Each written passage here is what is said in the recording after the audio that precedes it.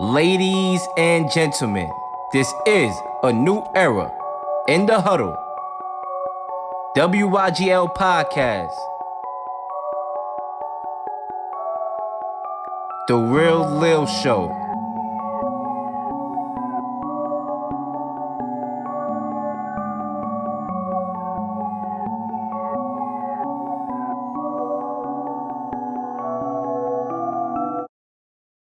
Mommy, I want to watch the Real Lil Show.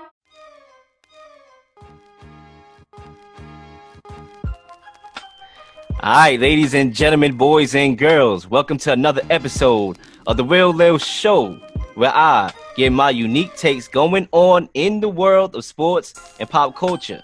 Sports are returning as we speak. We just had baseball last night that officially returned. We got some basketball scrimmages going on, and obviously football will be back. Teams are reporting for training camps, rookies. I see Tom Brady looking all, high tech, returning to the Tampa Bay Buccaneers. I'm interested in seeing how that chemistry forms to start off the year. We got Cam Newton dressing up like how Cam Newton dressed, going to Foxborough. Ladies and gentlemen, this is the time. We've been on a hiatus, and now it's time to progress as a society. So I got some special guests here on the show with me for this episode to chop it up about sports. I intentionally put a lot of debatable topics in this show because I want to get into some debating. You know what I'm saying? I feel like it's going to be a debatable show. So without further ado, I'm going to introduce my guest, starting off with Anthony Jones, my man Trip from Real Fans Will Talk, legend in 2 games, my man from Real Fans Will Talk, and my main man, this brother that I grew up with that I'll be debating every day outside the radio, in chats all day long, all right, screaming to the top of my lungs, Kenny Smith. My guy, how's everybody going? I'm good. Man, Good? Yeah, go ahead. I'm excited, man. I'm ready to get it going. Leel, you bringing a lot of energy right away. That's Well, right. ready to Listen, go. man, I took a And cold my shower guy this started morning. off want to know this last night too, just so y'all know. I want to put that out there from the jump. You catch right up here, something like. I feel you. I took a cold shower this morning. I slept good. The last couple of nights, I've been having weird dreams. I'm not even going to lie. It got to the point where I'm like, I got to see somebody. But last night, I slept well. You going to say I woke up this morning, took a cold shower, had me a nice cold drink, and now I'm ready to get this show started. So we might as well start it off with our first topic that we have on the agenda.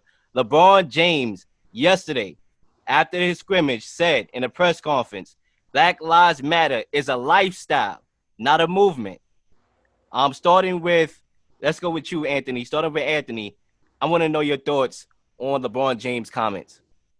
That's my guy right there. And first of all, let me say this, and I want to actually pick it back to you once I finish, because you wrote a great blog for the realfishrealtalk.com website in regards to LeBron not wanting to wear something on the back of his jersey. He was actually going to go with his own last name, and we didn't get to have you back on the show since then. But you know what I'm saying, like we spoke about it, myself, Eric, and Emerald. We spoke about it, and we kind of came. LeBron basically he does things on his own time, and we kind of all figured that he would be doing something regardless of whether or not he wore a slogan on the back of his jersey. And he actually, he had Breonna Taylor's name on his sneakers yesterday in the game versus Dallas. I gotta point that out too. Breonna Taylor's killers are still free. They have not been brought into custody as of yet. So I gotta say that whenever I jump on a platform, I gotta let that be known. But yeah, man, look, listen, LeBron is leading the way as he always does. What he said, he's absolutely right. It's not a movement because movements eventually halt. This thing is we in this for the long haul. So we got to keep pushing. We got to keep fighting. We got to keep speaking these people's names: Breonna Taylor, George Floyd, Ahmaud Arbery. We cannot stop. Legend in 2 games. Talk to me. Trip is absolutely right. It is a lifestyle. It's a way that we should continue to live. It should also be a mindset and understanding. I think he received some unnecessary backlash for not wanting to wear anyone's name or slogan on the back of his jersey, because we know how much work he does away from the court and how much he contributes to the Black Lives Matter movement in general. So he is correct in what he's saying. It is a lifestyle, and it is something that we should all start to condition ourselves to think that way. Kenny Smith. I got it right. I agree with LeBron 100%. Movements come to an end. This is a lifestyle. This has to go on forever. You understand? I would say this. It should be a lifestyle. That's what it should be. But I feel like at some point, I feel like is a lot of people that they just follow trends because let's face it, it is 2020. Guys do whatever they see. Guys wear whatever clothes is being worn, no matter if it's, you know, whatever it is. I done seen people wear the weirdest clothes out here because it's trendy. And I've seen people listen to the weirdest music out here because it's trendy. So I do believe it should be a lifestyle. But when Colin Kaepernick took his knee, to my estimation, should I say, I only saw 1 or 2 or 3 players take a knee with him. So it wasn't trendy back then. When Muhammad Ali, you know, went to jail because he didn't want to fight in the Vietnam War, he was on his own island. It wasn't trendy back then. So now, 3 years later, everybody, oh, I want to nail. Baker Mayfield, oh, I'm going to nail this year. Baker Mayfield, you was in the league for 2 years. You didn't want to nail. So everybody seems like they want to nail. Now, I don't have a problem with it. I do think it's better than never, but is this going to continue? Or are we just going to say Breonna Taylor's name right now because we're in the heat of the moment? Or are we going to continue to say their name even if, let's say, those cops get arrested and then get let go? We don't want that to happen, but let's say that does happen. Or are we going to continue to say her name? Because we are not saying Trayvon Martin's name still to this day. And George Zimmerman, as far as I'm concerned, is still out on the street signing Skittles as a souvenir for what he did. Maya Moore took a year off or 2 years off in her prime to help a man convicted of burglary he didn't commit. That's a lifestyle right there. That right there is showing me a lifestyle, not sitting behind a keyboard and typing Black Lives Matter on Twitter. I agree with you, Leel. I mean, it needs to be an ongoing evolution and lifestyle conversation. As you mentioned, we can't let these things just go in vain and say, all right, well, it's no longer trending, so we don't want to talk about it anymore. But I think in regards to LeBron has always been at the forefront because, as you mentioned, with Trayvon Martin, LeBron led the way with making sure Miami paid their respects, put on the hoodies, you know, and kept the narrative going. So he's one of those guys that has always been a part of this. So I don't think it's just trendy for him. And in regards to guys like Baker Mayfield, you're right. But we also got to remember that some of these guys are naive and they're ignorant to what's really going on in this world. You know what I'm saying? When you a high profile college athlete and you come into the NFL and you're making a lot of money and these things don't affect you and these things aren't at your doorstep, it's easy for you to ignore them. But I think we still got to give credit to those guys that at least are starting to wake up a little bit and realize that there is something going on and I want to be a part of it.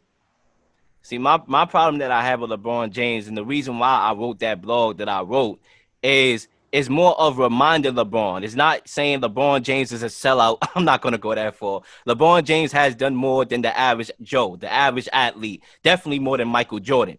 But at the same time, you know, I really feel like LeBron James' main priority is winning the championship. That's his first priority. And that's right now, that's his number one movement. Social injustice commentary is a part-time movement for LeBron James. He does it in his free time. Right now, LeBron James, if you check his Instagram, the brother is working hard. The brother right now wants to win a championship. That's his mission. That's his Tom Cruise Mission Impossible mission right now, is to win a championship. When Kyrie Irving said, I want to revolt, even though I didn't like Kyrie Irving making that statement because he wasn't going to play anyway, I reiterated that plenty of times on my show, he still had a point. But who was the main force against it? The most powerful sports athlete in the world right now, LeBron James, because he wanted to play. Now, LeBron James said, you know, let's sit this one out because we are in the pandemic. We are, you know, it's a risk factor. We're going into a bubble. So if this is a time where we can boycott, right now will be that time. LeBron James said, I want to play. And I feel like the reason why LeBron James wanted to play was because his main priority, I'm not saying he doesn't care about Black Lives Matter or anything. I'm just saying his main priority is winning the championship. Well, let me say this in regards to LeBron, because, you know, again, I mean, Eric, you know, you said it. LeBron is at the forefront, and it can't just always be about protesting. It's also the actions that you've taken, and there may not be another current athlete who is at the top of their respective sport who does more than LeBron. And when I say that, I'm talking about, yeah, it's great to protest and raise awareness, but you got to also realize this is also a brother that has a school out that gives out free tuition. Education is a huge part to breaking down the walls that have been built up by all the social injustice and the systemic racism that's It been depends going on in on this what type country of education for, too. On top of for that, what hundreds type of of education that years. they, yeah. Go Well, I ahead. mean, yeah, but I mean, I would hope, because I don't know the curriculum of the school, but I mean, I would hope they are learning some Black history in that school as well. I would assume that, you know what I'm saying. But the fact that you have a free education in a school like that, and then on top of that, the graduates get free tuition. I believe it's to Akron University. So Yes, sir. not only do you get a free high school education, but you get a free college education. The parents of those kids, he's also helping them to get the GEDs if they don't have them. He's been doing that. Just a couple of weeks ago, he started the whole voting thing where he's teaching people about the process of voting, which you can have all these different things. So he is on the forefront, and I don't think it's fair to LeBron. Yeah, because I mean, obviously he wants to win a ring. That's his legacy at the end of the day. That's what he does. He's a basketball player, but he still is one of those guys on the forefront. What athlete can you tell me that is doing more than what LeBron is and is at the top of their profession right now? Well, I think it all has to do with sacrifice. I can make a case that Maya Moore took the biggest sacrifice, because I feel like, like I said, I'm not discrediting anything LeBron James has done. I just feel like you think about it like this. Let me bring it from this perspective. Back in the day when Public Enemy was in his prime, right? When you look at Public Enemy concerts, they were mainly the main demographic at those concerts were Caucasian people screaming, fight the power, fight the power. You really think they said fight the power because they cared about Black issues, or because Public Enemy was their favorite group at the time, or their favorite rap group, right? So I think when it comes to sports at this time, you're gonna have Black Lives Matter on the court as well, but at the same time, people are only watching because you're entertaining them at the end of the day. All right, so whatever press conference, they're not going to watch that. If they're going to hear it, they're going to watch because you playing. So I think if you really wanted to kick white America where it hurts, to those oblivious side of white America, then you don't play this season. Honestly, I feel like that's sending a bigger message, because at the end of the day, we was in a hiatus. They're glad for any type of sports content, no matter what you talking about, what politics you bring into the table. Obviously, if you look in the comments, they still oblivious. They still going to be oblivious. Guys have been arguing for 400 years. NWA, F the police, all that was going on, but still we are in the same predicament that we are in today. And that's to say, we are still entertaining these guys. LeBron James is still getting his check, and that's just what it is. And we got to face that reality. You have to start somewhere, though. Right, and 2 points I want to make here, Leel, because you went against your own point, because you said those fans that were reciting, Public Enemy's rhymes, they were only doing it because they were entertained. But then, on the other hand, you're saying the players shouldn't come back. So if we have their attention, and I'm speaking from the standpoint that the NBA and the NFL, if we have their attention while we're on the court or on the field, why wouldn't we want to have the players there and then use that to magnify the message? Right, because the recipients of the message is not receiving the message. They're only receiving the action. They're only receiving what they want to receive. But let me ask you, for them to see. Right, it's easier for them to see, and then we also got to remember, we can criticize LeBron or any of these high-profile guys and say, "Well, you guys shouldn't go play," right? And we would assume that they can afford not to play because they make so much money. But what about the low-end rookie guy who needs this moment, who needs this contract, who needs this platform? We can't just make it about LeBron and say, well, because LeBron wants to play, now that throws off the whole message. LeBron is still pushing the message forward. He's still highlighting what's going on. I think we need to be more receptive of what LeBron is trying to do, and understanding that for these moments that I'm on the court, when you're all tuned in, for those 48 minutes on the court and the totality of 2.5, 3 hours of that game, you're staring at a Black Lives Matter message on the court and on our jerseys. Obviously, like you said, with those players that cannot afford it, we are in a pandemic. Everybody's taking pay cuts if they ain't get laid off by now. This is a pandemic, and we dealing with racism. We dealing with 2 pandemics at this time, not 1, 2. LeBron James, not 1, not 2, not 3, not 1, not 2. We dealing with many pandemics right now. But if I his main job, if his main job is an athlete, shouldn't his priority be to win and enhance his legacy? But that's the point I'm trying to make. Part-time Black Lives activists and main priority is winning the championship. That's what I said in the blog. But that's how we all gotta be though. I can't not work and be out here shooting and making money and put everything into going out and protesting every day. I gotta be able to support that. So I gotta still work.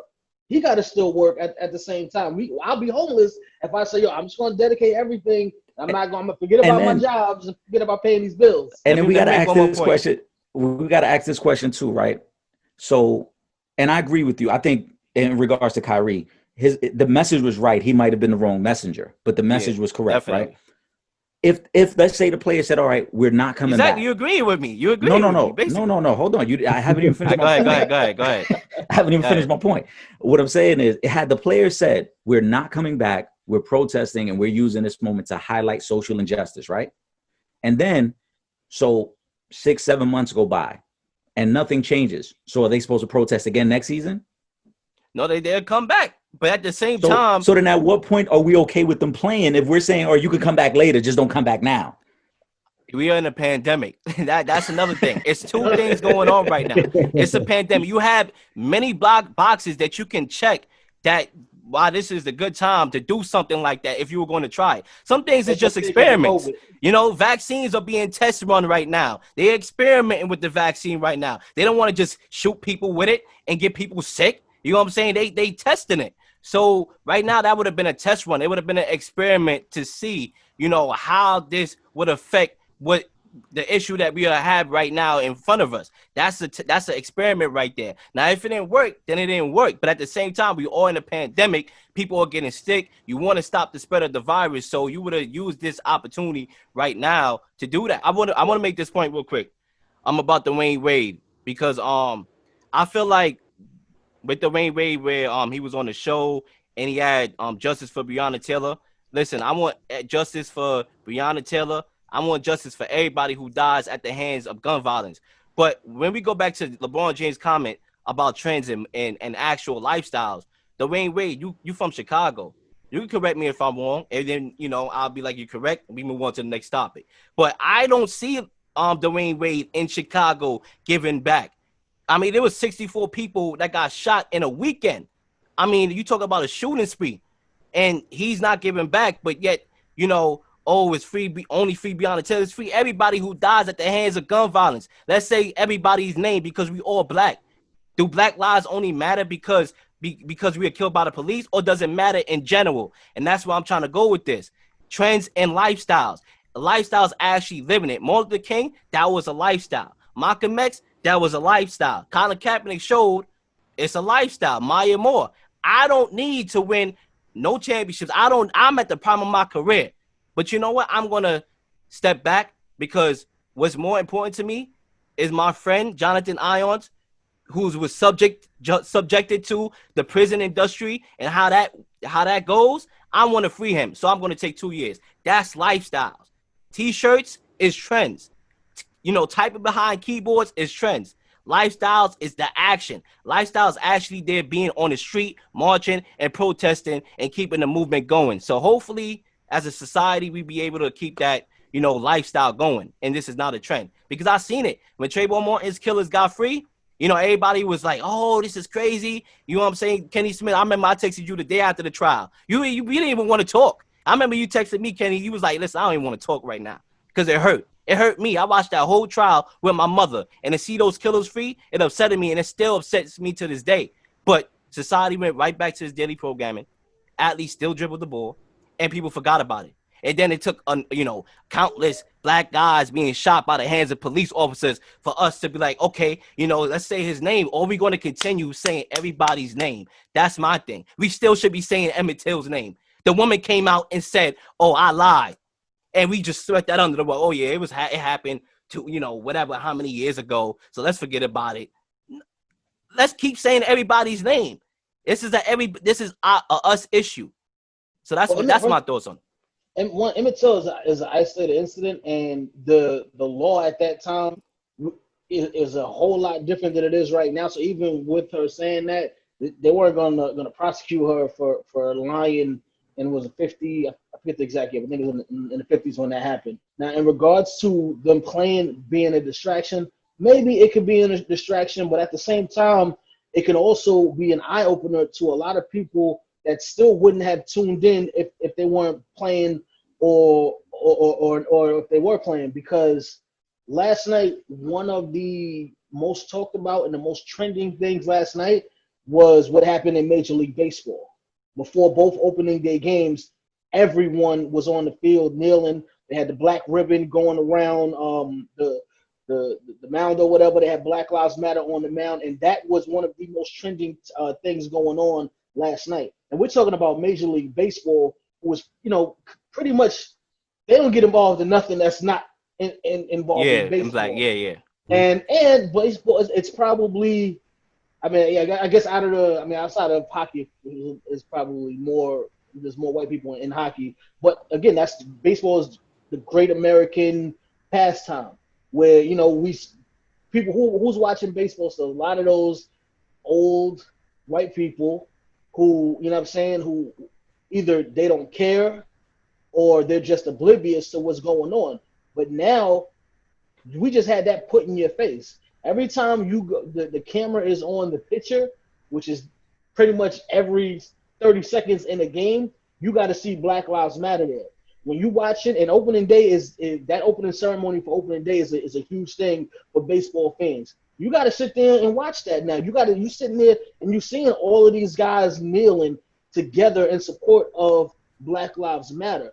If the players did not do that, then you don't get that. I posted earlier today, Tobias Harris, the clip from his soundbite where he basically said, every question that you ask me, my answer is going to be they need to arrest the Breonna Taylor's killers. You don't get that if the guys aren't playing anymore. See, some people aren't going to watch. If you just say, all right, we're going to strike, people that don't care, they're not going to care. Sports fans come in all different races, creeds, nationalities, religions. They want to watch sports. They're not going to turn off that game because Tobias Harris says, Black Lives Matter, or they got it on the jersey, or it's on the players are kneeling, it's on the mound. They're not turning that off. They're still going to watch that no matter what. So at the end of the day, it's there in front of your eyes, and we have to start. We can't expect everybody to jump on the bandwagon right away in regards to Baker Mayfield and those guys coming on after. You know what I'm saying? Listen, we saw what happened with Drew Brees, and I do feel like he genuinely thought about the comments that he was making, what he was saying, and said, you know what, I'm going to change and do better. But he changed. I think he changed because of all the backlash. There's a reason Absolutely. why when the backlash comes, everybody wants to say I'm sorry. But that's the reason. But I want to touch on this real quickly because Legend in 2 games. I remember I was on y'all show the other time, and you had this famous line that you kept using when you was talking about the Redskins and how FedEx and Nike was pulling away. Right? What's that famous line that you got? Kick him in the pockets. Well, yeah, or something like that. There's never gonna be any chance that you hit him in the pockets. Exactly. Bingo. That's what I want to bring into this topic. People was complaining about the Redskins and the name being racist for how many decades now, right? And they still watch the Redskins, right? Even though they, they had a lot of turnover with their, fans come to the games, it's because they suck. Let's be honest, right? But people, nothing got done until FedEx said, yeah, I'm going to take my money. Nike, I'm going to take my money. So that's my point. Yeah, but we can bring this thing to the forefront, right? And it could be in everybody's face. But at the end of the day, you're watching athletes play ball because there's going to be oblivious people that don't care. But if, let's say we take our, little what we got going on and say, listen, we're going to revolt, then it's hitting organizations where it hurts. And that's when you see the real change. But the difference is with the Redskins, FedEx is paying hundreds of millions of dollars a year for the naming rights to that stadium, right? So they're paying Daniel Snyder. He can't afford to lose that payday. On the flip side, if the players don't return to work, the owners aren't going to pay them. So there are a lot more players who need that paycheck than sponsorships who will say, I'll pull the name and now you don't get paid from me. I would say this, when people started boycotting, because they couldn't sit in the back of the bus. We all know the Rosa Parks story. That's when, we started to see change through boycotts. That's when that's what I think, based on history and what society shows us from that time into now, we see more changes where the money is being affected. That's how America is, because America is the land of profit. So when money starts being affected, that's when we start seeing change. But I do agree that, I do slightly, to some extent agree with what you're saying about, putting it out there, putting it in your face. But at the end of the day, it may affect one or two people, but those same people that are benefiting from watching sports, those same oblivious people, they're only going to watch and see what they want to see. People can tell me anything they want to tell me. And if I want to hear it, I'm going to hear it. If I don't want to hear it, I'm not going to hear it. No matter if You're they singing absolutely it right. like Tyrese in my ear. You're right. They're only gonna watch what they want to watch. So if we don't play, and we go out there and just, all right, we're gonna boycott. We're not gonna play this season, and now we out protesting. I'm definitely, if I'm a person that don't care, I'm definitely not about to watch y'all outside protesting. But if I'm a sports fan, all right, whatever. I got to deal with this. I'm gonna watch it. By the players not playing, who's being hurt more? Because the owners are already billionaires. So I if you just don't want want to y'all to play, act. what are you really doing to me? And I they don't got a want whole to. bunch of I don't want to go other too deep. But revenue generators as well. I don't So want to even if go the too NBA isn't deep. here, I want to go too deep. But for those of y'all who's watching this show, after this show concludes, ask yourself, where is these Black Lives Matter protest proceeds going to? That's all I'm gonna say. That's all I'm gonna say. We can leave it at that. Just ask yourself, look it up, find out what all these Black Lives Matter movement, where is that money going to, and you'll be surprised. But good debate. I loved it. I loved it to start it off. But I think we might as well move on to the next topic. Definitely good points from all of y'all. I'm starting with you, Kenny C. I'm gonna get you. I'm not Kenny C. I got two Kennys I work with. Kenny Smith.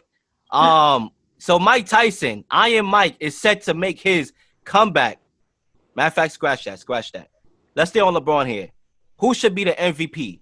Giannis Antetokounmpo or LeBron James?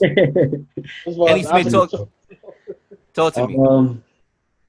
Damn, that's tough, but I'm gonna have to go LeBron.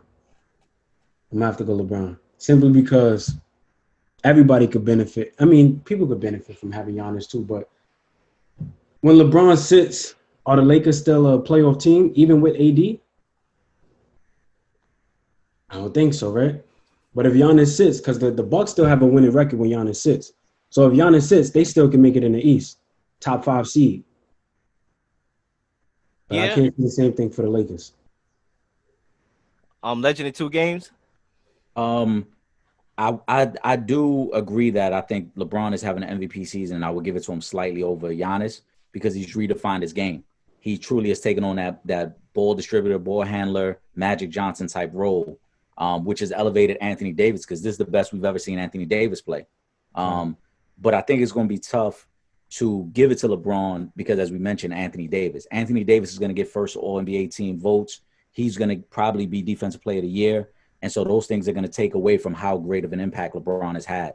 I would personally give it to LeBron, but I think Giannis is the one who's going to win it. Mm-hmm. yeah, I mean, y'all know I'm gonna give it to LeBron every year because that's my guy. But if had the season not been cut short, and they would have been able to play, I think it was like 17 games left, I think LeBron would have ultimately gotten it just because they were on such a hot streak. And that last weekend, if you guys, coming off of beating Giannis and then beating Kawhi in back-to-back games those last couple of games before everything got cut off, I do feel like he would have probably been able to edge past. I don't know if 8 games is going to be enough to really give him that boost. But I agree with you, Kenny. You take LeBron. It's not really guaranteed that Anthony Davis could lead that group of guys to the playoffs. It's not a 100% thing. But again, I think that Giannis was so far ahead for the majority of the season that even with LeBron closing the gap and kind of bringing it neck and neck, he would have needed all of those remaining games to still continue the race and kind of push past Giannis. So I think it will still go to Giannis, barring something major happening. I mean, like if LA goes 8-0 in the rest of these games, and let's say Milwaukee goes 4-4, then maybe, you know what I'm saying, I could see them giving it to LeBron, but I think it's gonna be tough to give it to LeBron. But I love it. I'm all for it. I'm gonna go with LeBron. I think LeBron should win MVP. When I think about it, it's close. It's extremely close. It could go either way. I won't be mad if either person get it. Obviously, if you were to bring the stats to me, the stats will show that Giannis obviously almost leads LeBron in every category outside of assists. But I'm looking at more at the eye test. Honestly, I'm using the eye test to show you why I think LeBron James should be MVP. I mean, what he's doing at his age, the way how the Lakers were struggling, and then they got Anthony Davis. They were not supposed to gel that quick. These guys came out of the first preseason game, literally. The first preseason game, I believe they played the Warriors. Smashed through them, walked right through them. And they never took a step back. I was saying to myself, all right, this is when the Lakers going to struggle a little bit. Because they got to be turmoil. On LeBron James teams, normally, in the beginning of the season, there's a little, what's going on is shaky. I don't know if LeBron going to do it. And then he does it.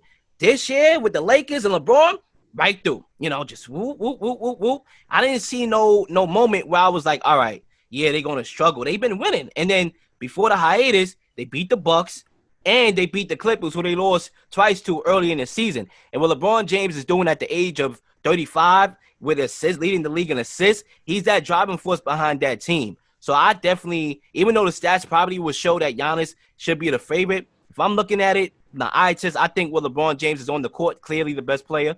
I'm going with LeBron James to win MVP, my personal vote. Didn't he lead the league in assists as well? Yeah, he's leading the league in assists. At that age? Yeah. And Kenny, you brought up a great point, too, in regards to supporting Cavs, because I've been very critical of everything away from LeBron and AD. I don't like their guards. I don't really like the rest of that team.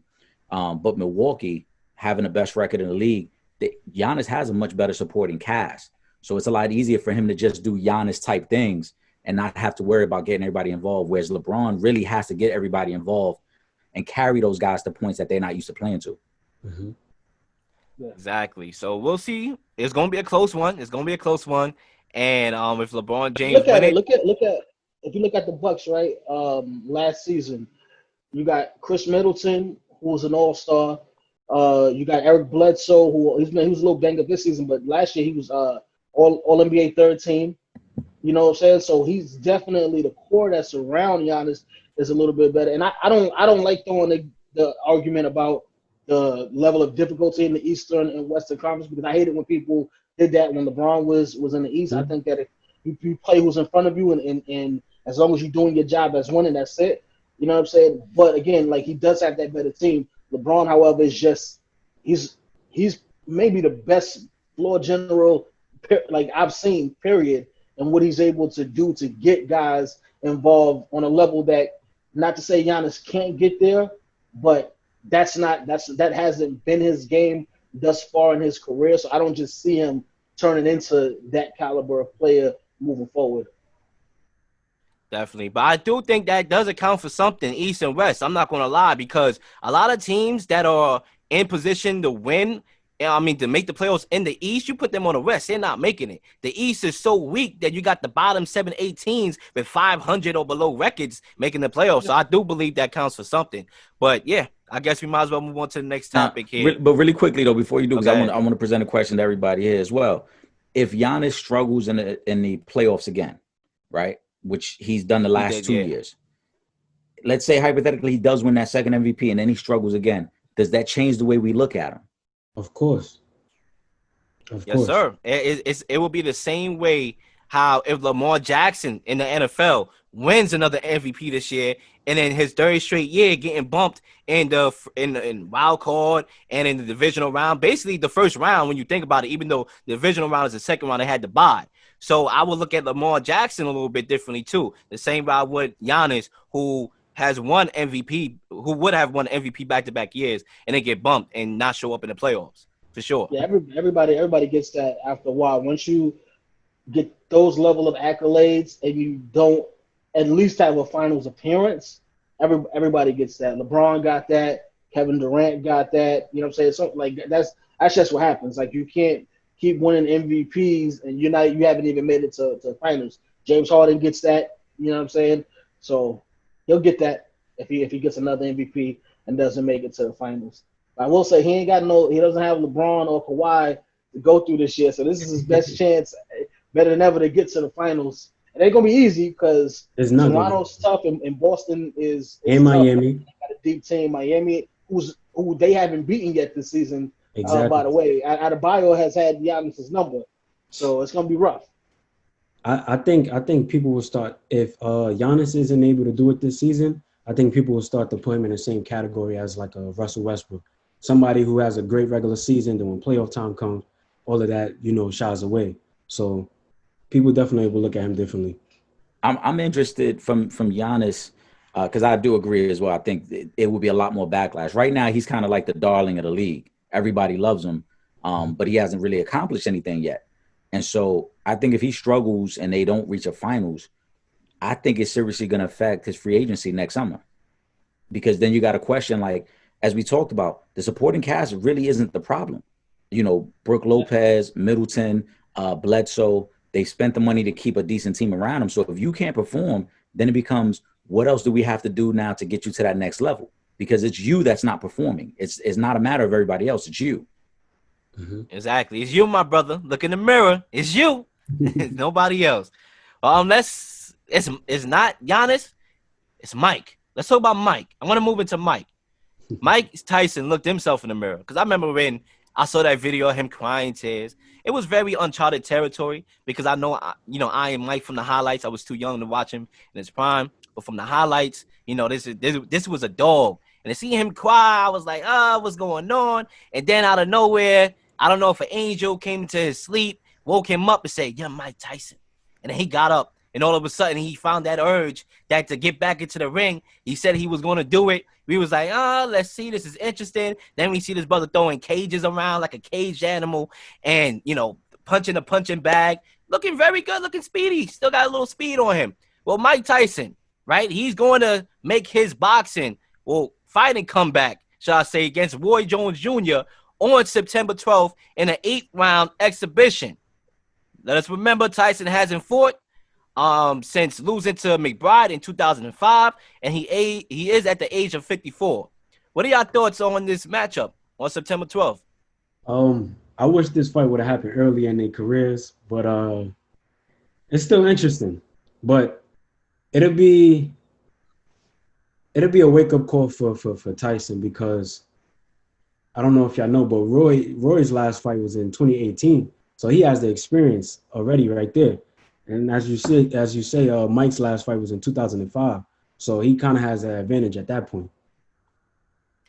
And Kenneth, you actually posted something on your Pro Sports Only page. And as a matter of fact, right now, I want everybody, when they watch this video, to follow that page. One of the best contents on Instagram. I mean, this brother be giving out information that nobody knows about. Literally, I didn't learn a whole lot from that page alone. You posted on your Pro Sports Only page that they was actually supposed to fight in 2003.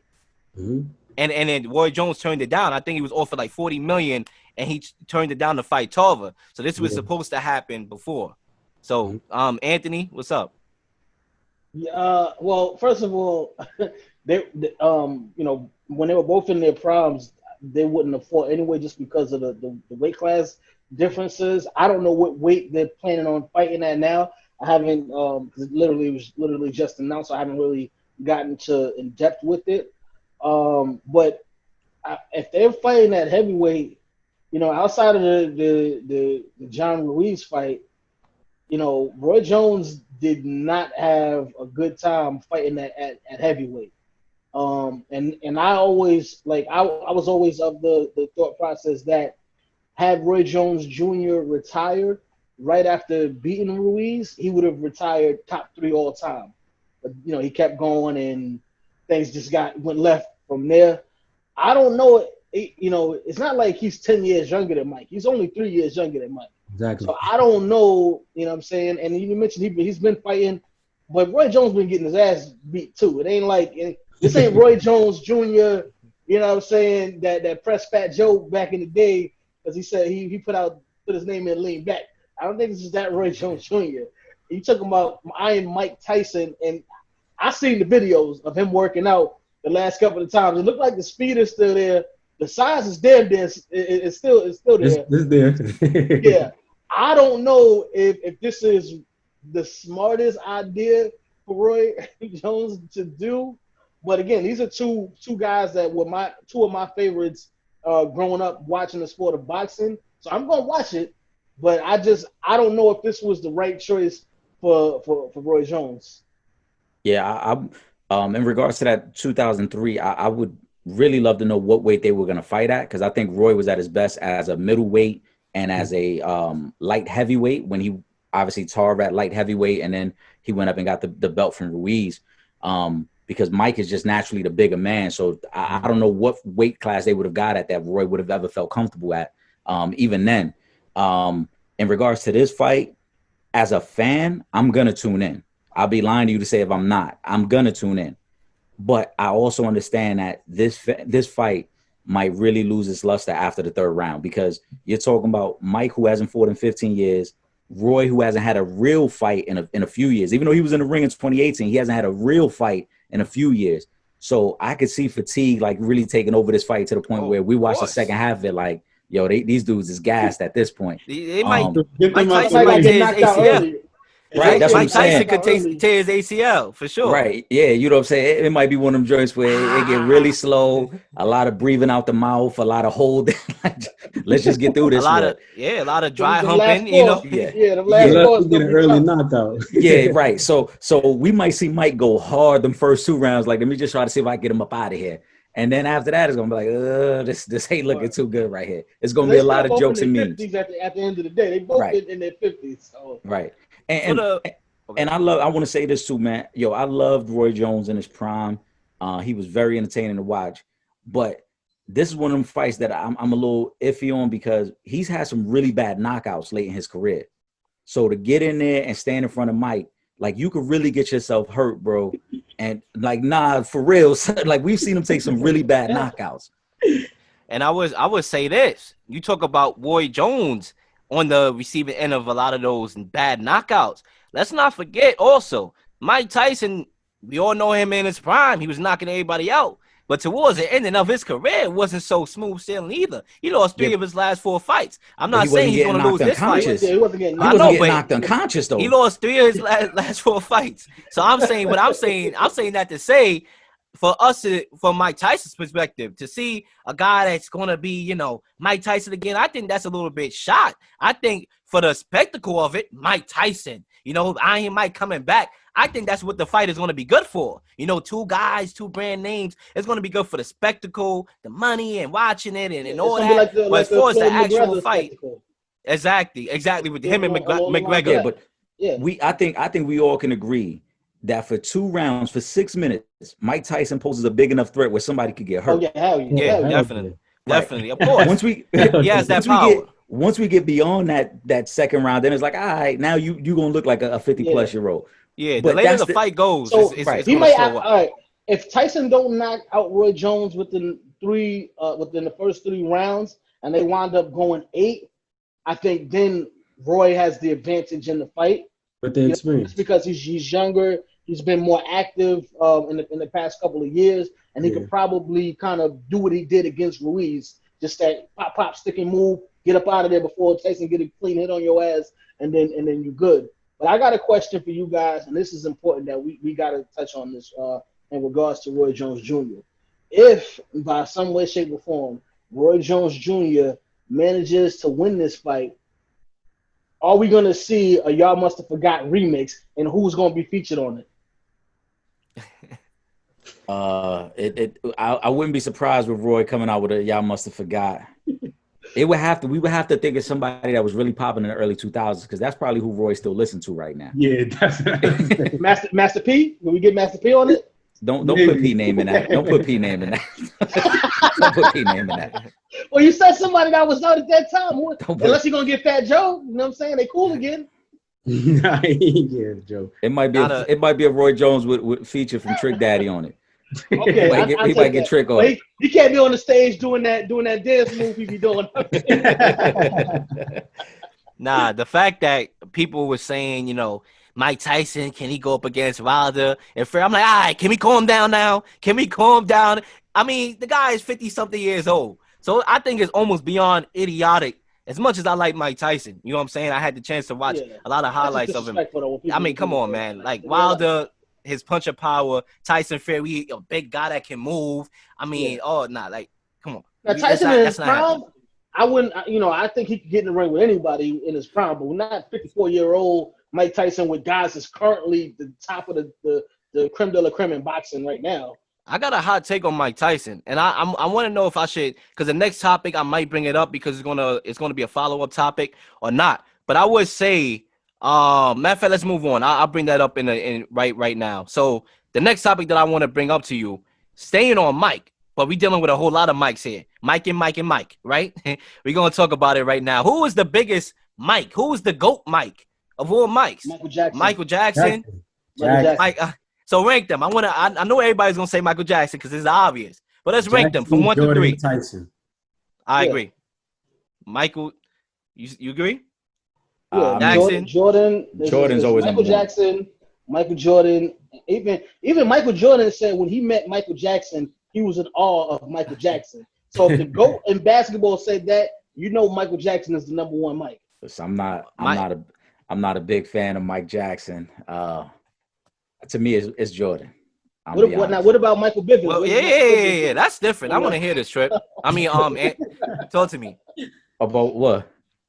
Why you not the biggest Michael Jackson fan? I think there's some there's a little bit of truth to some of the claims that have been made against him. I'm not saying everybody's telling the truth, but I think there is some truth there. So just for me, it's plus I always, this is a conversation I always have with people, and like you mentioned in regards to Mike Tyson, Michael Jackson was before my time. So anything I knew about Michael Jackson was from aunts and uncles playing his records or they liking him. It wasn't like I grew up in a time where he was that guy at that moment. So it's all kind of secondhand. So for me, it is going to be Jordan because I grew up during that era of Mike and seeing him play all the time. That's not to discredit what Michael Jackson did in music. And I'm not having no debate of where he stands within music. But if you ask me who's the greatest Mike, in my opinion, it's Michael Jordan. Now, who would you say, just in general, then, if you were polling the masses, do you think that Mike is still that Jordan would be ahead of Michael Jackson? If you poll the masses? Yeah. No, Michael Jackson probably gets the nod because, again, you're talking different eras. You're talking people who were around during that Michael Jackson prime. So to them, they're going to know what it was like to be like. Might be dead or you know what I'm saying, that was around. Not really, because remember, Michael Jackson died very young. So there's still a lot of people walking this earth who were around during that time. And like when you said Jordan was in awe of him because Jordan grew up during that era. Jordan grew up listening to Michael Jackson. You know what I'm saying? So to him, it's like, that is the biggest idol I've ever seen. For me, it would be like a Michael Jordan because he was that guy during my time. Just like a kid now, will see LeBron is going to be the greatest thing they've ever seen because they don't know before that. And I'm here exactly. And I'm here. I'll be debating with guys like that a whole lot. But I would say this: if we talking about, you can look at it from two ways. Obviously, if you want to go, who was famous, who was the most famous person that walked the earth, that got to be Michael Jackson. I mean, Michael Jackson could literally get on stage, not do one move, and people would pass out. I would pass out as a boy, as a man. You know what I'm saying? I'd be Michael. You know what I'm saying? I'll be screaming myself. I'm not even gonna lie. If I were to go with a girl to a concert, I'd be screaming more than her because it's Michael Jackson. All he had to do was go and stand on the stage. You got people passing out. Exactly. I ain't never seen nothing like that. Girls passing out.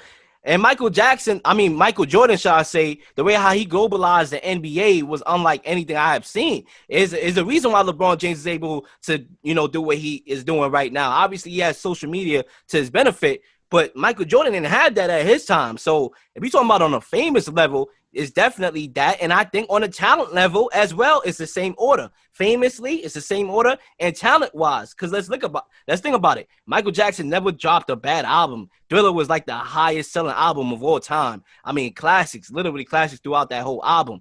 Michael Jordan, 6 rings. He never lost. He basically never lost the finals. And when you think about Mike Tyson, this is where I was talking about that hot take that I got on Mike Tyson. As great as Mike Tyson was in his prime, he didn't beat the greatest competition. He didn't beat the stiffest competition. He lost to Lennox Lewis. He lost twice to Evander Holyfield. So, I mean, when it came to the Super Bowls, his Super Bowls, should I say, he didn't show up. And maybe a lot of the the boxing ring incidents had a lot to do with that because he was going through, you know, the charges that he had, but he didn't show up at that time. So I would definitely go Michael Jackson, Michael Jordan, Mike Tyson. Well, I mean, Mike Tyson kind of suffered from something that happened to Roy Jones as well, that during his prime, there weren't other great fighters. Because Roy Jones kind of suffered from that too. Roy Jones, at his best years, when you look at some of the guys he's fighting, you're like, none of those guys are greats. But that's not Roy Jones's fault. And that same thing with Mike Tyson. When he got the fight with Evander, and unfortunately the rape conviction killed them fighting earlier in their career, he got him late. Mike was not the same guy at that point. You know what I'm saying? Same thing when he fought Lennox Lewis. He was not the same guy at that point. So I agree with you. Mike didn't perform his best against the better fighters. And his following is more of a cult following. It's those people that grew up watching him and remembered how intimidating he was at that moment. Mm-hmm. And then they just held on to that, as opposed to saying, well, you know what? He kind of fizzled out. He didn't really do the great things that some of these other guys did. But he was the youngest heavyweight champion. So, you know what I'm saying? Like, you got to give Mike his props, but it's just that when you're comparing him to those other two Mikes, his record has a lot more blemishes on it within his respective field. You know what I'm saying? Than MJ, who's say 6-0 in the finals, and Michael Jackson, who put out Thriller. You know, right? They don't, as far as in music, you know, Michael Jackson don't have no blemishes on his record. You know what I'm saying? Same thing with Jordan. I mean, Michael Jackson is so famous that people really, if you say anything bad about Michael Jackson, they're not taking it. They're like, no, Michael Jackson didn't do that. He ain't do it. No, don't you say it. What, this Michael Jackson Thriller? Nah, he ain't do it. You know, that's what they would say because Michael Jackson is just that popular. Even babies know who Michael Jackson is. And they wasn't even at that time. So, yeah, I definitely got to go in that order. Well, let's move on to the next topic that we have here. Staying on boxing. I want to, talk about Jarrell Miller, who reportedly tested positive again for PEDs and pulled from his July 9th comeback fight. Now, this is a brother that had been popped on numerous occasions, and the most notable was when he was supposed to fight Anthony Joshua, who ended up getting clocked by Ruiz. And I'm saying to myself, I'm like, you have to be an ass to do all that, right? Because anybody could have beat Anthony Joshua that night.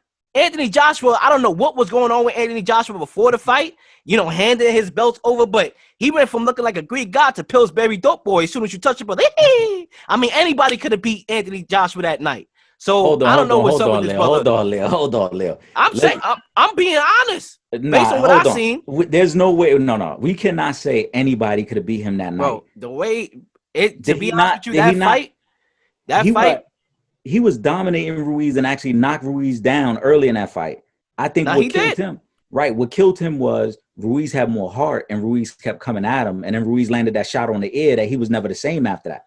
Well, you think about it, I seen a whole lot of uncharacteristics. I think that fight was more of Anthony Joshua wasn't in the fight at all because possibly he wasn't in that fight. He was handing his belt. Ruiz. That's probably what he looked past Ruiz. But I will say this though, in regards to overseas fighters, they don't do well when they come to the United States, which is, I believe, is why we see once they get the championships, they make you come overseas to fight. They don't want to come to the United States and fight. That's why I was even, I was tight, you know what I'm saying, when we had the Bernard Hopkins and Roy Jones both lost to Joe Calzaghe, you know what I'm saying? Because I was like, listen, he could have came over here years before and got in the ring with either one of those dudes. But not only did he wait till after their prime, but then he made them come all the way to the other side. Like a lot of those guys don't come over here. And that's a proven fact. It's a long history. The Klitschko's, Ricky Hatton, Prince Nassim, all these guys, they are big over there, and then they struggle when they come stateside. But what happened to Ricky Hatton? Right. But I don't want to say that anybody could have beat him that night because that's to insinuate that anybody would have got up off the canvas after getting knocked down. If he is Jarrell Miller with the same shot he hit Ruiz, is Jarrell Miller going to have enough heart to get back up? He probably would. Listen, the way how it was that night, like I said, I think, bro, when you think about it from this perspective, and I'm gonna ask you the question that I was gonna ask, but let's look at it from this perspective. Who does that? Who gives other guys they belts to hold? I mean, I seen a whole lot of normal stuff. I think the pressure was getting to him with the fame, Eddie Hearn, the Wilder talks and all that. Sometimes the fame do get to you. And I think at that time, Joshua was at the height of his fame. And he's giving belts to other guys. That's like going to war and in those times, and you giving the guy this and that. I'm like, what are you doing? Like, so I think he just wasn't there, and it showed, and he didn't have the urge to get back up. But with Joel Miller and this Joel Miller thing, I want to ask this question to y'all guys, y'all fellas. Do y'all think he should be banned for life? Yes. I'm not gonna say banned for life because I don't want to take food out of nobody's mouth. Now, obviously, I mean, whatever's the suspension policy behind doping, you know what I'm saying? Yeah, I guess he should be suspended. But again, this is how he feeds his family, so I don't want to say for life, but he got to get his act together. Yeah, I'm not gonna say for life, but I think it should be a lengthy suspension, multiple years, because these are back-to-back failed drug tests. So I think it should be a harsh penalty, but not life. Oh, I agree with Kenny on this one, man. I say life because you got caught numerous times. It's like at this point, you got to find a new profession. Hello, I agree. Was it Margarito for life, and he was putting stuff in his gloves and fighting. I mean, it's a different. He just got caught last year, and then he make the whole video. I didn't know I injected myself with the PD. Come on, man. You go on this whole rant doing all of this extra stuff, and then you go and do it again. That's what I'm saying. It's not like he fought again and then he got caught in another. He literally just got caught. Didn't even get a tuna fight, and he got caught again. And then on top of that, years apart. Exactly. So let me tell you why I think he should be banned for life. And listen, this is from an unbiased perspective because my brother actually grew up with him, went to the same school from what he was telling me. Fahim, Fahim Anthony. He grew up with him. So this is unbiased. I want to see the brother being able to put food in his mouth, but I want to be able to see the other boxers that he fights being able to put food on the table, not being killed. I mean, come on, taking banned substances before a fight is almost like attempted murder right there, to be honest with you. And then he was tested and banned in 2014. He not banned, but he tested positive for banned substances in 2014. Lost a year for that. And then last year, leading up to Joshua, he got popped for 3 different substances at that one time. GW 1516, HGH, EPO. That sound like atomic bombs. I mean, listen. And then on top of that, you got popped again in your comeback fight against against who you supposed to fight? Jerry Forrest, I believe. And Jerry Forrest was willing to fight him on PEDs. You know what I'm saying? So what would have happened if that happened? Like, come on, man. You can't do that, man. That's a disrespect to the sport, the integrity right there. Dangerous. You got to – if it's not a lengthy suspension, I think he should be banned for life. If it's not a lengthy suspension, this is a joke right here. It really is. Because I thought 6 months for taking 3 different substances against Anthony Joshua, I thought that was like little pat on the back almost. That's almost like, yeah, buddy, go ahead. Do it, to be honest with you. Yeah, like I said, I don't think it should be a slap on the wrist, but I just think life is harsh. When we consider, 5 years from now, we may not even feel the same way about some of these substances. Listen, man. All right, so let's look at it as far as in the NFL, right? HGH is banned substance, but you know what I'm saying? It's used to help the players heal from all those excessive injuries and hit, that come from taking those hits. So, you know what I'm saying? Like if in 5 years they're like, all right, you know what? We'll take this off the list. Now we're gonna look back and be like, damn, we kind of that's messed up for the guys that we kicked out or suspended and lost man time. Let us not forget the fighters that actually died in the ring recently. There was a lot of fighters last year that died. You had Patrick Day that died in the ring. So we seeing a trend where boxers. But his opponent test positive for steroids. Right. No, but I'm saying we want to limit that. We don't want somebody to be an example. But you can't combine the two if that's not the case. If he didn't die from being in the ring with somebody that was juicing, then you can't. Yeah. You got to separate. If I was a boxer and I died in the ring for somebody using banned substances, and then next thing you know they try to change the rules, then I'm gonna be turning over in my grave. Yeah, like hello, you could have did that when I was there. Right, but if there's a correlation there, then that's one thing. But to say these boxers died in the ring, and then these boxers tested positive, and they have no correlation. Like it doesn't add up. It's almost like saying 10 fans have died in the stands of baseball games because they got hit with baseballs. Oh, and by the way, 40% of players tested positive. Like, what's the correlation there of the two? That's what. Listen, that actually will happen because I feel like a lot of these daggone coronavirus cases, people getting shot like Denzel Washington in Training Day. Oh, he died from coronavirus. Brother got shot 40 times. Of course he was gonna die. That's a whole nother topic. But I'm just saying, I'm like, dude, somebody got to be the guinea pig. Dude, somebody got to be the experiment to see. Oh, he lost his life in the ring. So we gonna make changes? I don't understand that. If a fan died in the Patriots stands the year that Tom Brady got caught deflating footballs, should Tom Brady be kicked out of the league forever? Yeah. Listen, these analogies, and I'm a big analogy guy, but these analogies, to be honest with you, is baffling to me. It really ain't. Y'all, if y'all watch my show, y'all know I'm an analogy guy too. But listen, man, I personally think it should be at least a lengthy suspension. I mean, listen, I think we all agree it should be a harsh penalty. But we also got to remember that how you feel today may not be how you feel 3 years, 4 years from now. So to take food off that man's table and be like, nah, you should be banned for life. And then 3 years from now, let's say if two of them substances 3 years from now are legal. And then it's like, oh, but I'm banned for that though. No, but like he could go eat at a different table.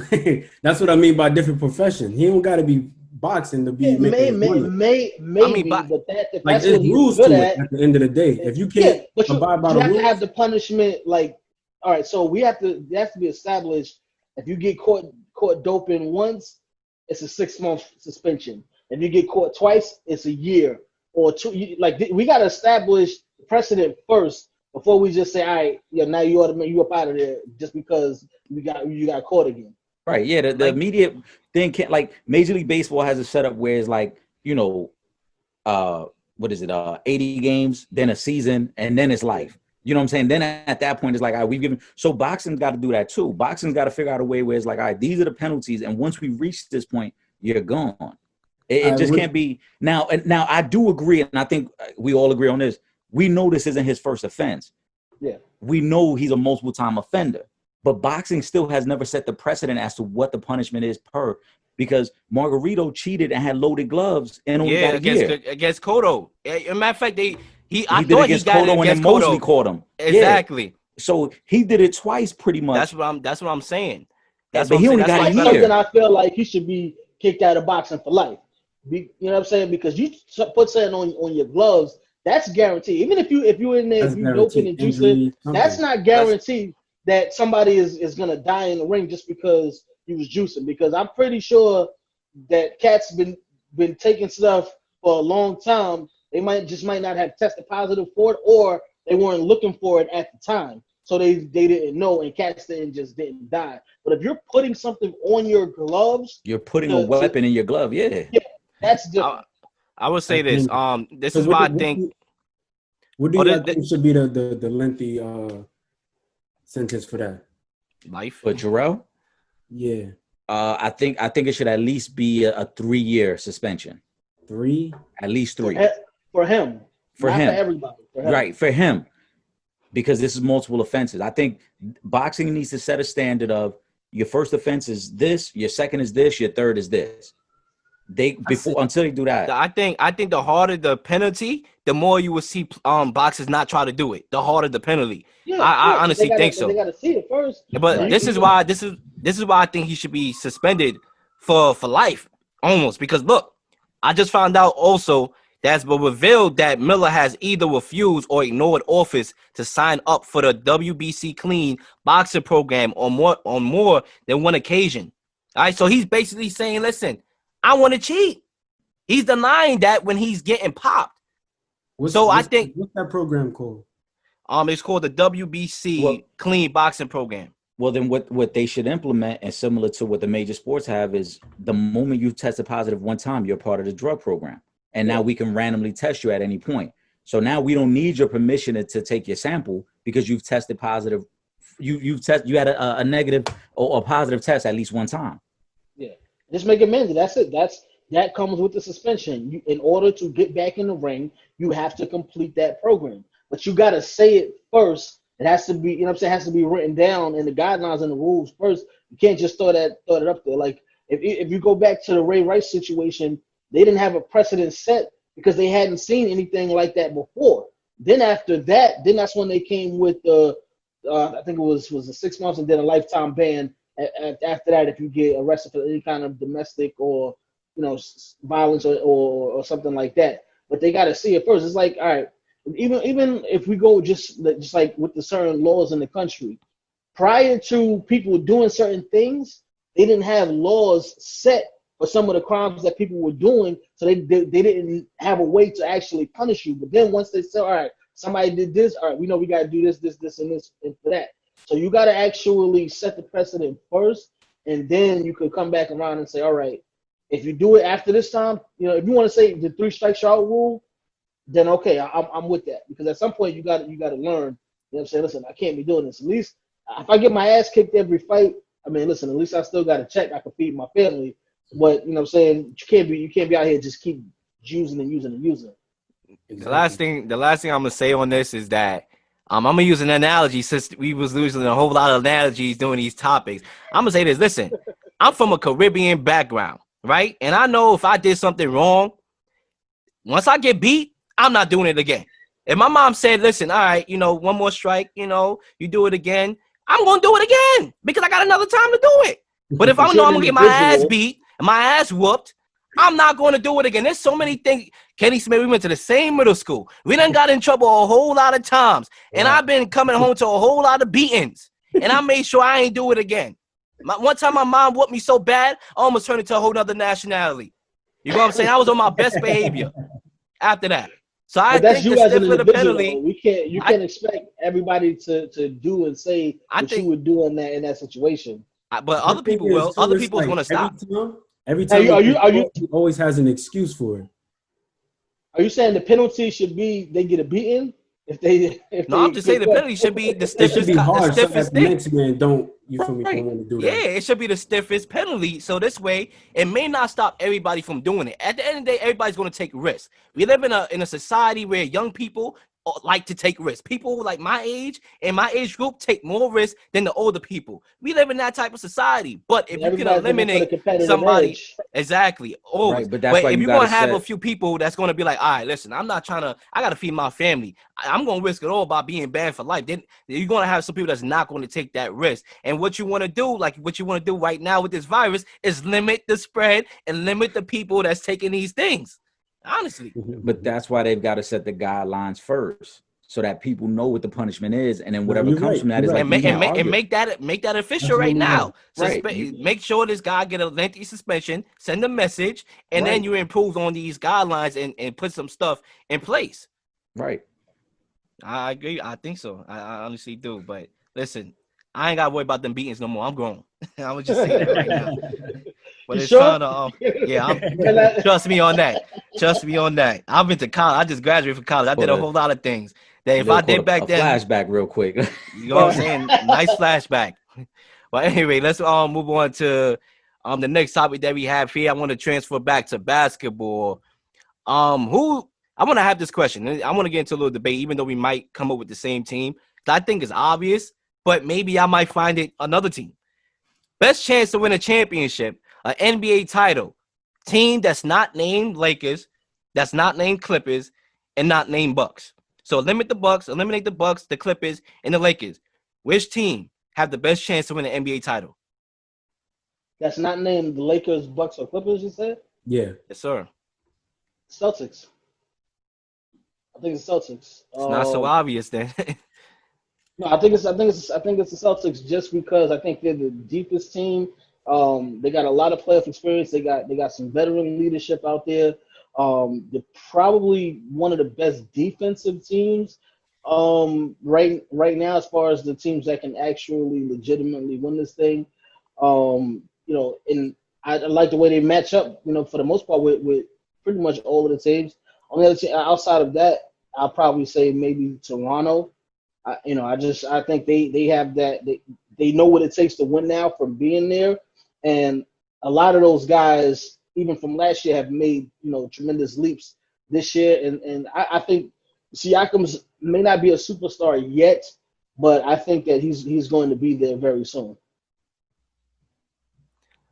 I gotta disagree. I'm going with the Rockets. I think that's the best team other than the Celtics, Lakers and Bucks to win the championship. When you think about it, you got Russell Westbrook. You got two stars on that team. You got two You stars. got two One you can say unproven stars unproven stars, yeah, but they that still are stars. both known to fold in the playoffs. Now let me ask you this question, Trip. I would say this: when you think about it from this perspective. What was a knock on James Harden in the playoffs? He can't win the big game. He ran out of gas. That was a talk. He ran out of gas. You're saying was like that's still not the case. I mean, we have been in no break. On James Harden. Yeah, it is the knock. Yeah, exactly. It is the knock. Okay. I want to get that clear first. Yeah. All right, yeah. So the knock on James Harden is that he runs out of gas. He dominates the ball. The usage rate is amongst the top in the league, and he runs out of gas in the playoffs.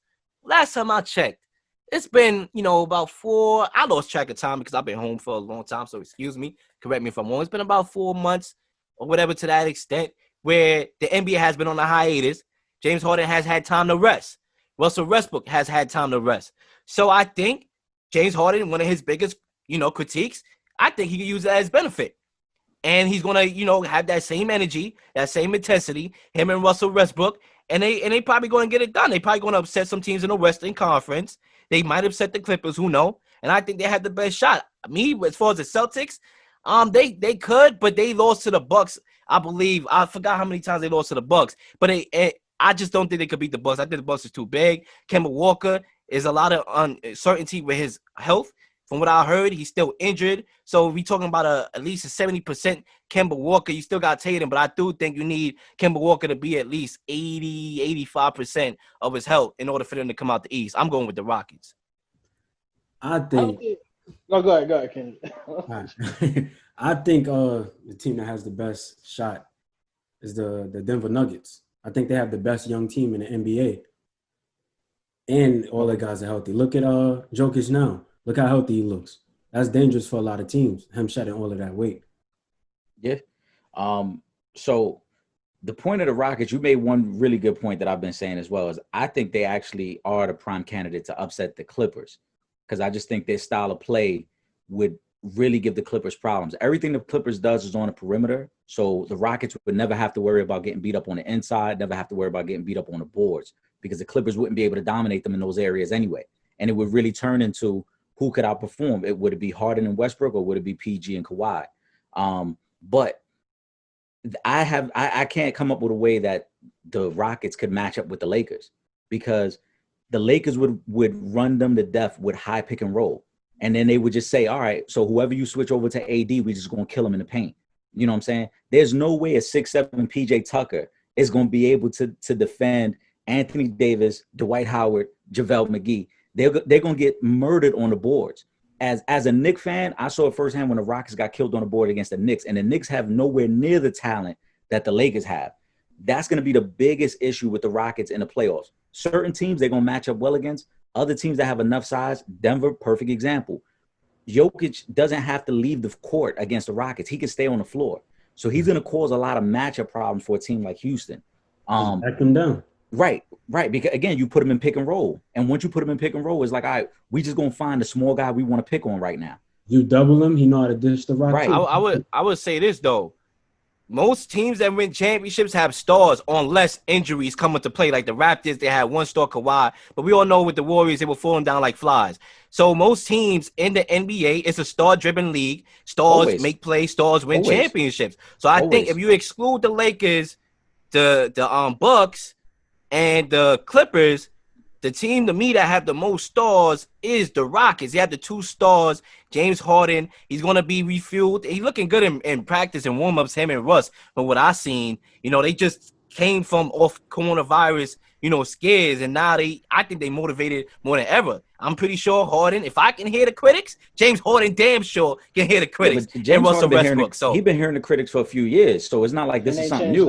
And right now. And I think that you think about how close they came to beating the Warriors. The Warriors is the only team that really got in the way of the Rockets not winning the championship. Last time I checked, The Warriors are not even in the bubble right now. You still got. I'm not saying the Rockets going to win the championship. I'm just saying You if you forget that. exclude. You forget that Kawhi also shuts down James Harden in the playoffs. You forget about that. And When let's he not was with the Spurs, he was shutting let's down James Harden too.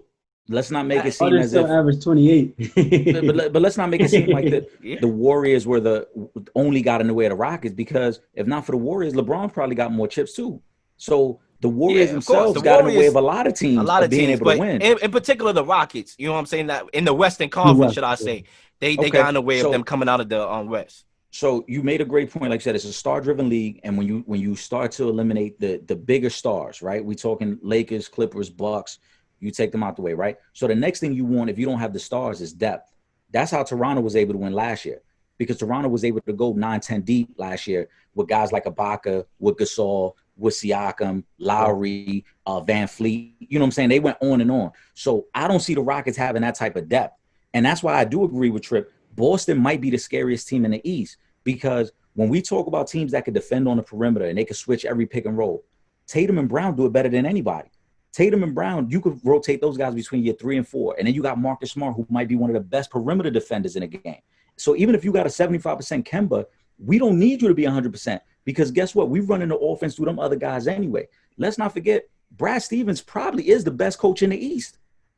When they were injury riddled a couple years ago, he took them to a game 7 against Cleveland. So he's a guy who knows how to get it done in the playoffs. I like their team as a whole. Again, if they matchups are going to be everything, because we talked about it before. Miami's got a really good team, and depending on where Miami lands in the bracket, they could upset somebody early on. The East is a lot more wide open. But if you're asking me for a situation that has the best coach with the best depth, I think it's Boston. And Mike D'Antoni is one of the best offensive minds in basketball. He's shown It's gonna that. be hard when So- you're getting views in the paint and all of your I can't even say your big men, but all of your guys that would be guarding Anthony Davis is in foul trouble. Everybody's gonna be thrown off, and you still have to stop LeBron James. And Yeah, I believe they played twice have- this year. I think they won they and one have- with the Lakers yeah. too. So They have can, no one that can guard LeBron or Anthony Davis. So let me ask you both of y'all this. Tripp and Legend. So if they do play, let's say the Lakers and the Rockets, what game do you have the Lakers winning in that series? How long do you think it's gonna go? I would say 5, maybe 6. I'll say 6. I'll say I'm 6. sticking at 5. Yeah, Like, I think I 5. really 5 just maybe. don't Now, don't see- get me wrong. Harden is good enough where Harden could go off in one game alone and steal a game, and then the Rockets might have another game where LeBron and them have an off night. But like even in regards to the game you mentioned, the game that the Rockets beat the Lakers, I think that was their first game after trading Clint Capella. Mm-hmm. I don't even think LeBron played in that game, and that game was close. I don't think LeBron and AD both played in that game. I remember there was the Rockets had shown toe to toe. They could go toe to toe with the Lakers. They beat them already this year. I believe the Lakers got one and the Rockets got another. And that year when they had the brawl, obviously Anthony Davis wasn't on that team, but they showed that they can beat the Lakers. It's not like the Rockets feared the Lakers. The Rockets didn't even fear the Warriors. They was giving it to the Warriors. The Warriors was just a better team. So to be honest with you, the Rockets is looking at it from this perspective. We could have won. We could have beat the Warriors. If CP3 they go down with that injury, we would have been holding that trophy, because of course they would have beat Cleveland. I think they would have beat Cleveland for sure that year. So the Rockets is like, listen, we have the confidence. We know we can win. So I don't think the Rockets fear the Lakers. I think a lot of other teams fear the Lakers in the Western Conference. Not the Clippers and not the Rockets. So I think the Rockets definitely could go toe to toe. And if you think the series might could go 6 or even possibly 7, then they have a chance. So I believe in that chance. I believe they have the best chance to come out of those teams not named the Clippers, Lakers, and Bucks. We also got to remember too, because we talking about the Warriors, Rockets, the 2 years they played, and specifically the year they went 7 games. A lot of that series was more about how well Chris Paul played, as opposed to James Harden. James Harden still didn't show up big time in that series. Chris Paul kind of willed that team, and unfortunately he gets hurt, and that stopped him from having the opportunity to win that series.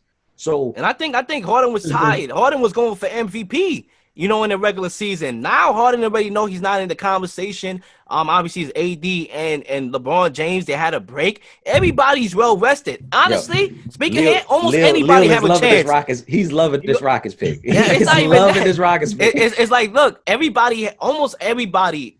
I won't say everybody, but a lot of teams have a chance to win. Both teams are rested. You don't have home court. That's eliminated. So I think the Rockets are sitting pretty with James Harden and Russ. And both guys are criticized each year as they should be. Trust me. A lot of people say I'm a Russell critiquer, right? If that's the word.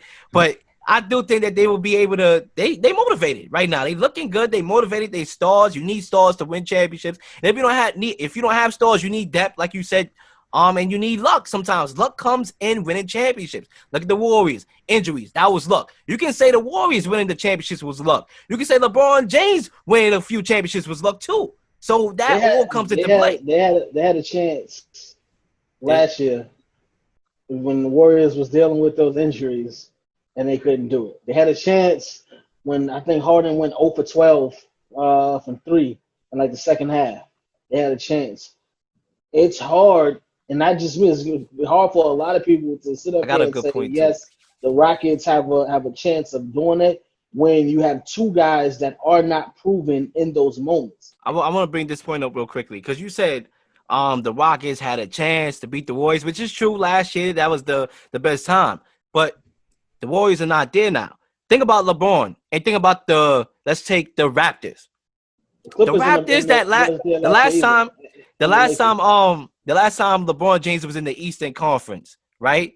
The Raptors should have beat the Cavs that year. LeBron James had absolutely nobody. And guess what? LeBron James took their holdout, as usual.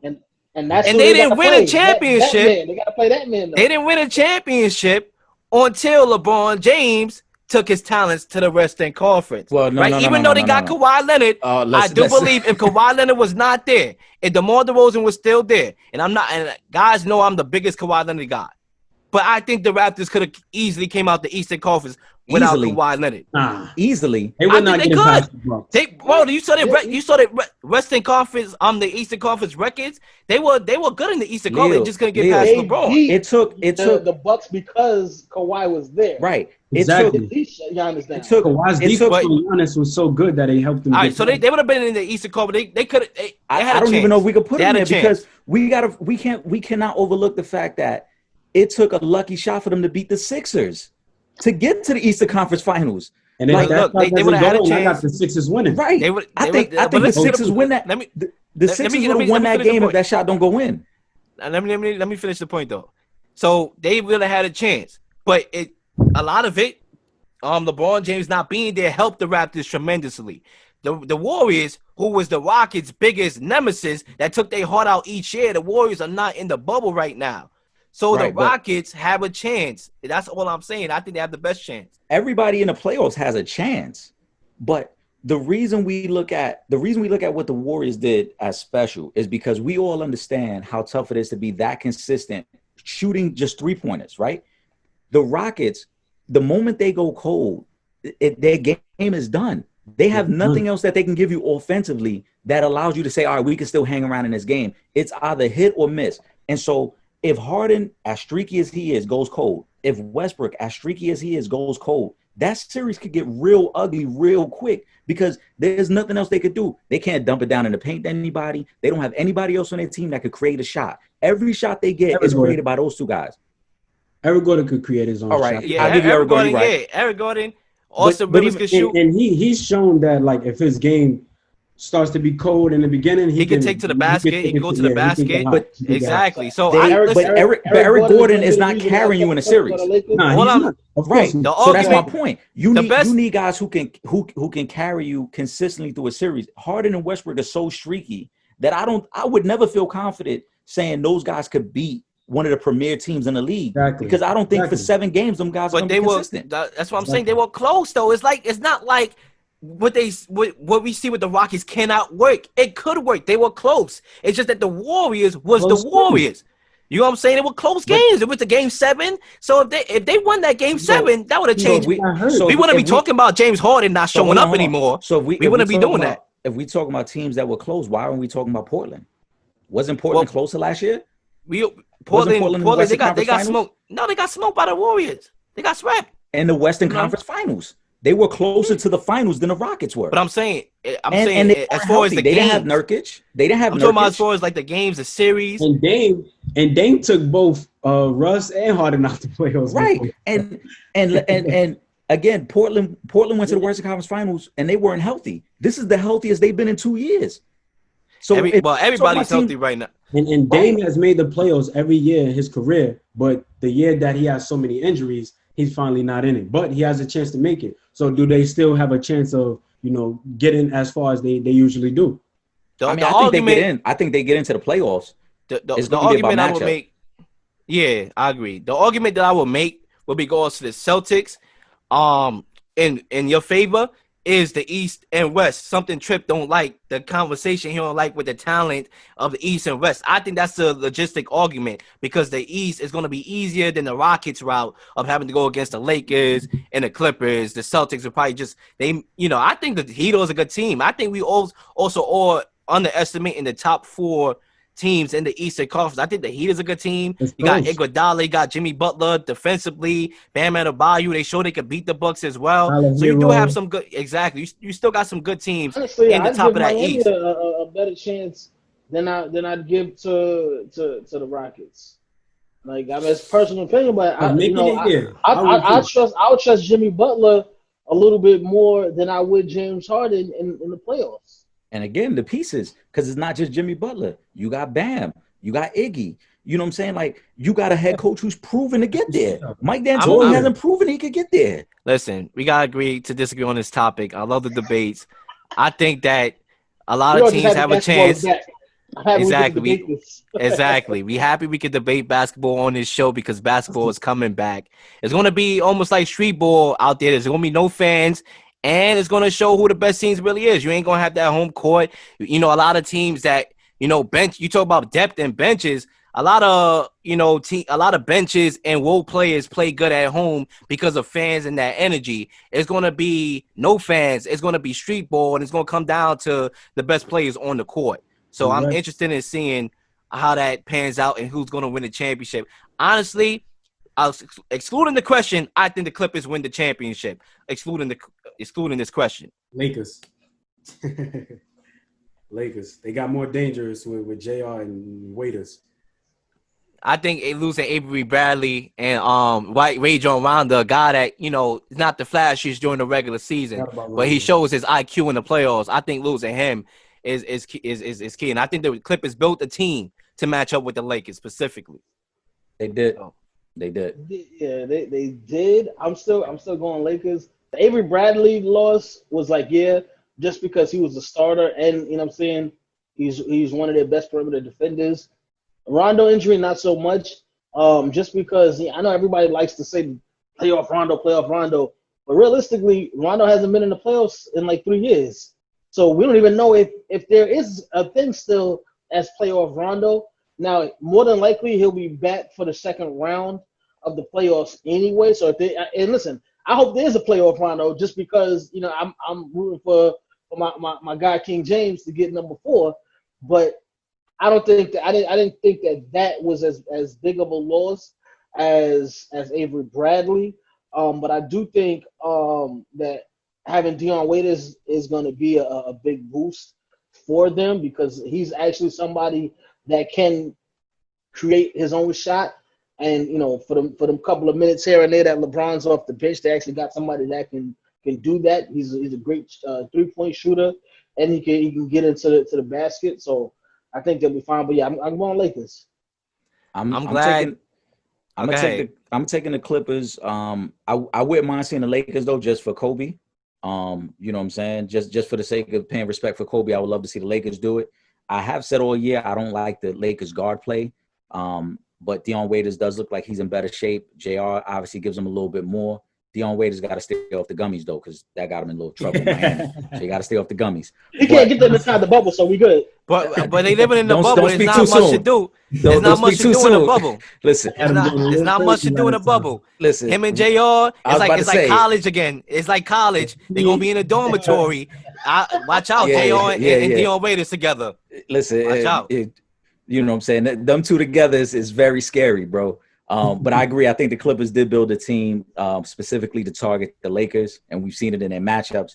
If I had to go off the top of my head right now, I'm gonna say Clippers, Celtics in the finals. I'm gonna say Clippers and Bucks, and I got the Clippers winning it for sure. I got Lakers Bucks. Lakers winning it in 6. Yeah, I think Giannis does get over the hump and makes it to a finals, but I think they lose to the Lakers. I think that ultimately LeBron and AD is just going to be too much for the Bucks. I know they got the deeper team, but LeBron, I mean, in the finals is just a completely different animal. Playoffs in general when he's there, and it's going to be hard to stop him. And we're talking even. I mean, and LeBron's he has been playing defense this year. Like I know the last couple of years, people talking about him picking his spots. LeBron is playing defense this year, and once you start narrowing it down, and it's like, all right, we only gonna focus on this team. LeBron is maybe one of the smartest basketball players in the history of the NBA. So I think he gets it done.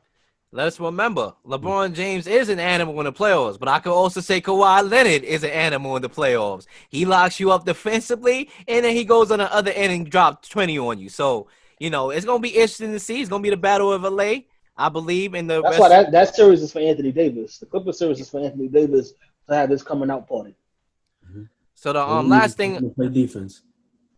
The last thing I want to get into before we close out, and I'm glad I accomplished my mission. I set it up for it to be a debatable show, and I'm pretty sure I accomplished that mission. So I'm going to pat myself on the shoulder here. Mission accomplished. The last thing I want to get into is the ground report, which is, a brief topic that I'll probably throw in here to end the show with some news. We all know the Snoop Dogg versus DMX battle took place on Wednesday, going head-to-head in a classic battle. I want to know your thoughts on that. I said we were actually recording the podcast while it was on live, but I watched it literally as soon as we got off the air. I went back and I watched it, and the first thing that came to my mind is it wasn't DMX won, it wasn't Snoop won, it was that we won. Like I thought this was probably the best hip hop versus that we've seen. I would like to have seen DMX do a little bit more talking, but Snoop is just as good as anybody as being the MC for the event, and that's Uncle Snoop. So, he just, when Snoop get out there, get you with one of those, you know what I'm saying? Like, it was lit. X had the prayer to start off the whole versus battle. You got to love that. And, these are two guys from me growing up, just coming with hit after hit after hit after hit of songs that I know every word from. You know what I'm saying? Like, I can recite every line going down the list of songs. I loved it. And they had a couple of freestyles at the end. I was like, all right, old school still got it. Facts. It was a classic joint. It brought back a lot of great memories, man. I think that the battles have been getting better, too, now that they actually in the same room. We don't have the same audio issues, because I felt the same way when Fab and Jada did theirs. Like, being in the same room just made it a better feel. But this by far was the best one. And ultimately, hip-hop won that night, not just, X or Snoop, hip-hop in general. Yeah, hip-hop definitely won. Go ahead, Kenny. Most definitely. I kind of joined it a little late, but I think DMX had got him in that little battle there. But it just made me miss that old little feel of that kind of music, because we don't get that today. That's a fact. Exactly. A lot of cats know these young mumble rap cats, and so I'm happy that these guys was able to show what real hip-hop is truly about. You know what I'm saying? I watched that whole thing from start to finish. I enjoyed it. I agree with Kenny. I think DMX probably edged Snooped out a little bit, but I also do agree with Trip that hip hop won. Honestly, I mean, I thought both guys were funny. When DMX was snapping on people in the room, I thought that was hilarious. And just the classics, man. My baby mothers. Exactly. And it was the dog versus the dog, though. So that, like, I thought that was just perfect. I mean, you should have heard me. I was barking throughout the whole. I was like, arr, arr, arr. I was over there. I almost punched a hole in my wall. Exactly, bro. It was that lit, and it's different styles too. Talk about where he got Get At Me Dog from, and how he got that actually from Snoop. I thought that was like that was the icing on the cake right there, to show like that kind of connection for one of X's biggest records, and then to come back around tenfold, and these two of the guys in this versus battle, that was just dope for me. I thought that was dope. I thought the illest joint, and again, this is because they're in the same room, is how they were both reciting each other's rhymes, because that showed the Yes. true appreciation for the joint. Yeah. You know what I'm saying? Because we at home, we Respect, rhyming them respect. joints too. And now to see them get hype off it is like, that's ill, son. Exactly. Definitely. To show that, They're at a we point where appreciate each other. they could do that, and it's not a competition thing to that extent. It's more like, yo, we OGs in this thing. We both are legends. You holding down the West, I'm holding down the East, and yo, it's about to be a vibe in here. Yep. And I like it. I like this whole idea of it because I feel like when it comes to hip hop, a lot of OGs don't get their proper jurisdiction due. I mean, you got people saying, I'm better than Pac, I'm better than this, a lot of disrespect to the OGs, so that at least have them get their appreciation and their flowers while they still alive and not when they died. I think it's a good thing. I love how they bring back these old songs that you kind of forget about, and then they bring it back. It's like, oh shit, how did I forget that song? But I feel like the only way up from here is up. So you can't go down from a battle like that. We need something to knock it out the park with that. What do you think 50 should verse? I'm interested to see 50 go up against. Honestly, I think 50 is gonna beat anybody. Go against Hove, but I know Hove ain't gonna do it, so Hov ain't gonna do it don't really matter. 50 is tough because you got to be able to match up hits. Big hits. He got a lot of hits. Big hits. Yeah, he got 2 classic albums with hits all throughout those albums. The first 2 dudes that come to mind for me, 50 would have to do it either with Wayne or with Kanye. I said the same thing. Because the hits, Honestly, people forget how big them hits was that 50 had, bro. Yeah. But I don't know if he could beat Kanye.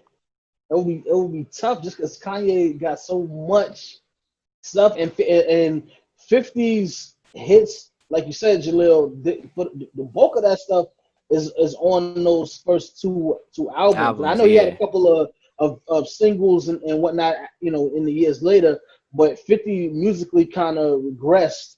Like he came out the gate crazy, and then it started to drop down like that. Kanye has been consistent pretty much. And Kanye got the cheat code too, because he could play joints that he just produced that he ain't even on. Yeah, exactly. But I just believe anything 50 touch turn to gold. Honestly, anything 50 touch turns to gold, bro. You even beef with the brother, your career is probably going to end. You know what I'm saying? Look at Ja Rule. So it's 20 songs though. That's the thing too. So we gotta think. It's like it's just 20 songs. So if we putting up 20 versus 20. You know what I'm saying? It could get real close. It'll be a competition. Yeah, because I thought Snoop Dogg. I thought Snoop Dogg, when I initially heard DMX versus Snoop Dogg, I was like, oh yeah, Snoop Dogg going to demolish X. And then I watched the thing. I'm like, X probably won that.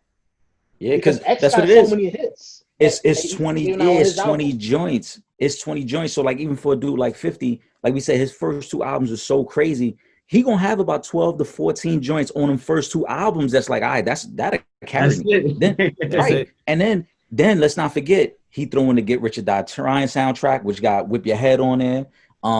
He threw in the G Unit albums. God forbid he start throwing mixtape joints on there. Yeah, exactly. You know what I'm saying? Then it's gonna be fun. Right. It's gonna be fun. Real fun. That's gonna be a whole thing right there. Definitely, ladies and gentlemen, and this was fun. I'm not gonna lie, I had a ball for 2 hours. It was definitely worth my time for sure. I'm glad all of y'all stopped through. This was the versus battle right here. It was. This is good. Definitely good for the people. I'm glad that y'all came on. So I guess we might as well call it the end of the show for today's episode. And definitely I'll be down to do something like this again for sure. I'm down. Absolutely, man. I had a great time. Just let us know, and we will be here.